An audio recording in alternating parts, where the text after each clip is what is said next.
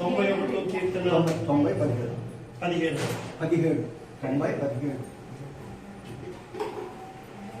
90వ కీర్తన 17వ వచనం. మా దేవుడైన యెహోవా ప్రసన్నత మా మీద ఉండునుగాక. మా చేతి పనిని మాకు స్థిరపరచుము, మా చేతి పనిని స్థిరపరచుము. దేవుడి మాకు దీవించును. హల్లెలూయా. ఆమేన్. ఆమేన్.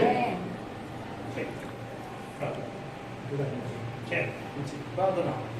పరిశుద్ధుడు అయిన మా తండ్రి, ప్రేమ నమ్మకం కలిగిన మా ప్రభువా, నీ పరిశుద్ధ నామానికి వందనాలు స్తోత్రాలు చెల్లిస్తూ ఉన్నా.